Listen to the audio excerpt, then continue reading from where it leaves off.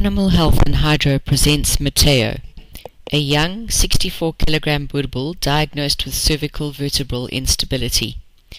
At the initial consultation, you can appreciate the lack of confidence Matteo has when challenged with individual leg lifts.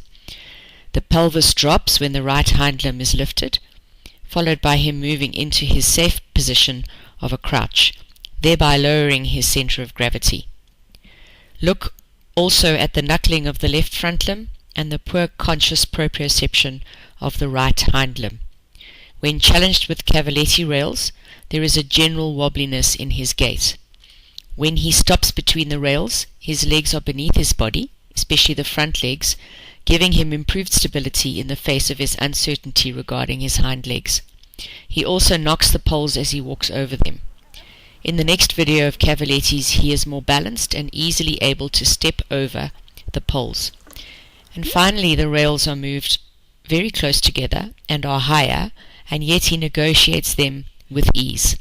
This is progress. When starting in the underwater treadmill, a towel was used to prevent Matteo from sinking down, but also to provide him with sensory input around his abdominal musculature. It was not possible to fit him with a pick-me-up harness or similar device. Here he has a very steady gait. Later, he showed a very long stride in his hind legs, and the hands on the stifle are there to guide the hind limbs into a more natural gait, so-called gait training. Again, a tap on the abdominals to remind Matteo to engage the abdominal muscles. Matteo was also challenged with weight bearing and weight shifting onto his rear legs. All exercises are progressive. Beginning with the stable surface and elevated front legs, we move to 2 stable surfaces with front and hind legs elevated. These exercises encourage engagement of core musculature. We then move to the bosu, an unstable surface. Once this has been mastered, then more advanced proprioceptive and balance exercises are begun. Sidestepping with his front legs on the bosu is performed in a clockwise and anti-clockwise direction. And I'm sure you can appreciate how difficult this is for Matteo.